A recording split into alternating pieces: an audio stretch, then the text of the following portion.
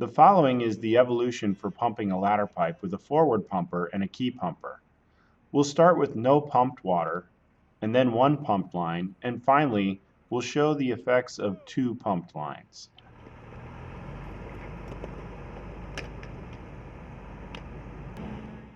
The first, or forward pumper, lays a line forward to the ladder, which is already set up in a defensive spot.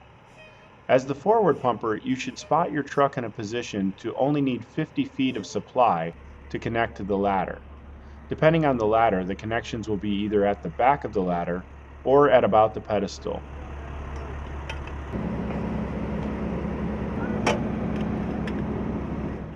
After setting the hose clamp, make your connection to your main intake. Make sure to open your bleeder to bleed all the air out of the line.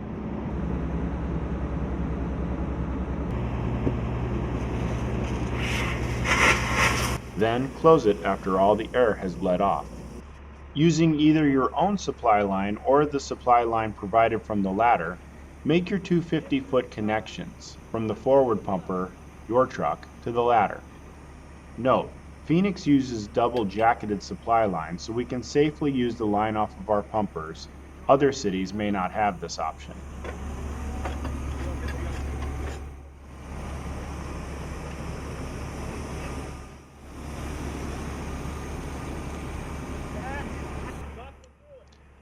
Make sure that the pump lines going to the ladder are not on top of your supply line, because the supply line will become soft as you increase pressure and volume to the ladder in the pumped lines. This could occlude your supply if it's lying on top.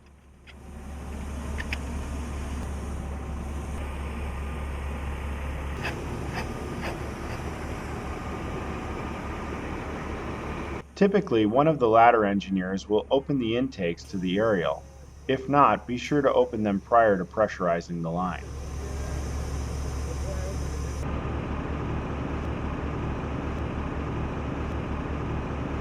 Make sure you have a full tank. Now, close your tank to pump valve, or tank suction. You need to do this because when you're pumping large volumes of water, you may be pumping at a maximum and your intake may be close to zero. When this happens and your tank suction is open, it can slowly steal water from your tank, giving you a false reading of how much water you can give until your tank runs dry and cavitation occurs. Now you're ready to charge the lines to the ladder. Never send water forward, whether it's to a ladder or another engine, without checking to see if they are ready for it. This is a safety concern. Open your chosen discharges slowly and at idle.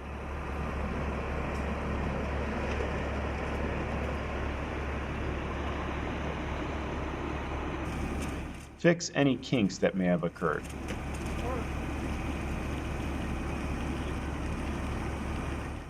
As seen from above, the deployment of your lines should look somewhat like this. In this scenario, the most GPM that we could get out of a single unpumped line at about 400 feet and with a 95 psi hydrant was about 770 GPM.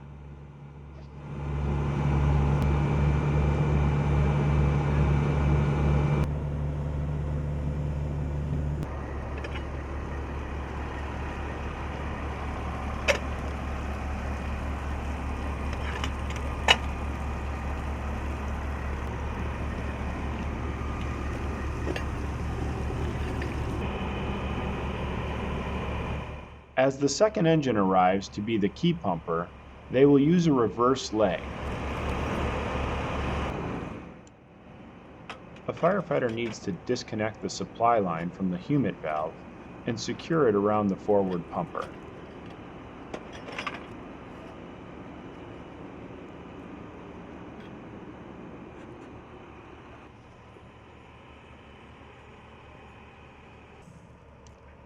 After checking to make sure that the hose is secured and the firefighter is ready, the engine is ready to pull forward to the original hydrant.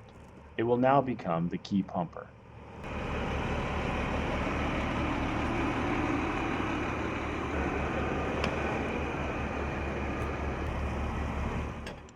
The forward engineer will grab the 3.5-inch double male coupling and connect it to the 4-inch intake or auxiliary intake. Next, he or she will connect the key pumper supply line to that coupling.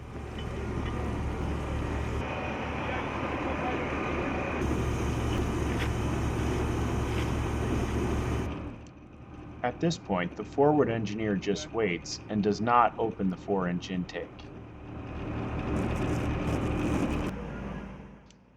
Back to the key pumping position. The first thing that needs to be done is to spot on the hydrant to allow you to pump the humid. Remove the reducer from the main intake and store it appropriately.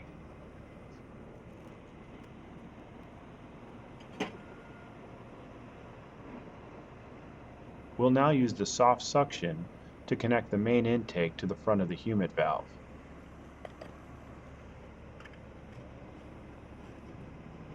It is important to ensure that a gasket is present.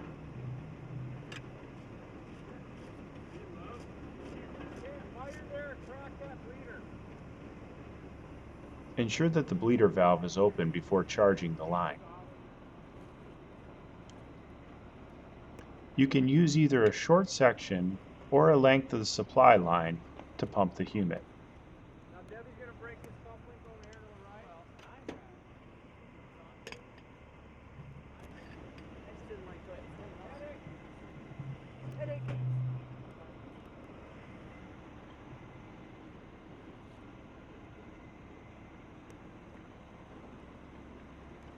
Connect the male end to the bottom of the humid.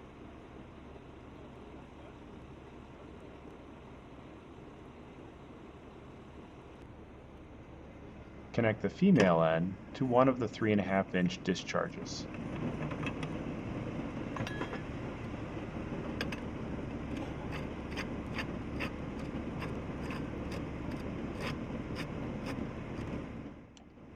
Once all the connections are made, check with the forward engineer to see if they're ready for the first line to be pumped.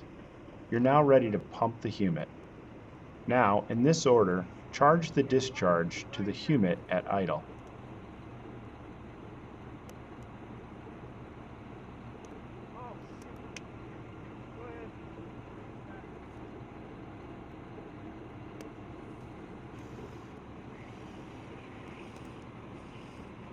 Now Ken's going to open that valve. Next, open the butterfly valve at the humid.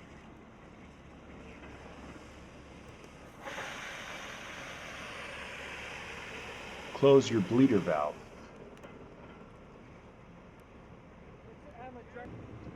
Then open your intake and fill your tank.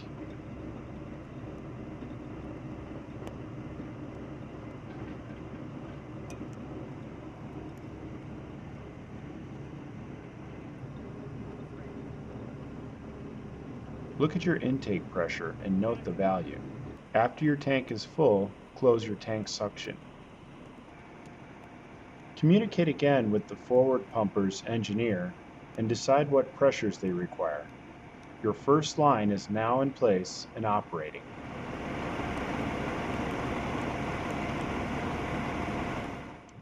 Next, the engineer will connect the second line to the forward engine. Because this was a reverse lay, you will need a double female 3.5-inch coupling to connect to the 3.5-inch discharge. Number 4 discharge. So that we can hook up their first line. Second line. Connect the second line that was laid to the coupling at the discharge.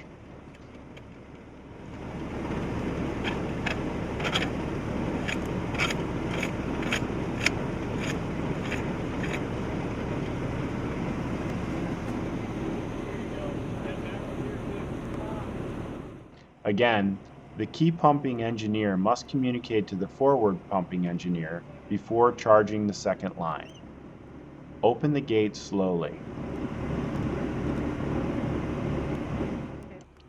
Back at the forward engine, the engineer will open the bleeder at the 4-inch intake and then close it after the air escapes.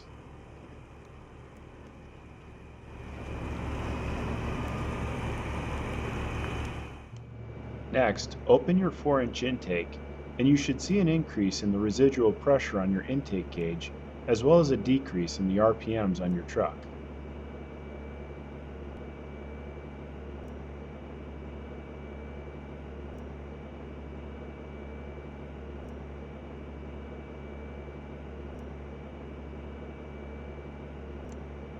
The forward engineer needs to communicate with the ladder to see what their water needs are, and also continue to communicate with the key pumping engineer throughout the campaign. The importance of this communication doesn't stop with the end of the operation either. When shutting down, do not just hit the idle button. This can cause a huge water hammer. Decrease the pressure with the down arrow until it gets close to idle, and then hit idle. After both trucks are at idle, slowly close the discharges.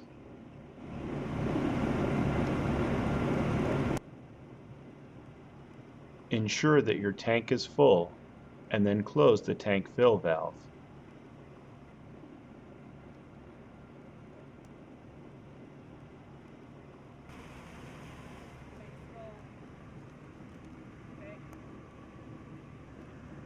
Next, slowly close the intakes.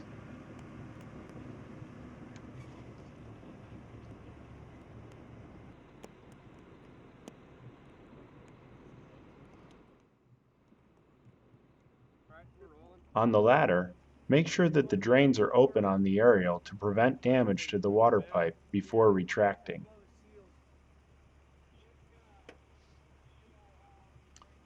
What you have just watched is the preferred setup and procedure for a big water defensive operation.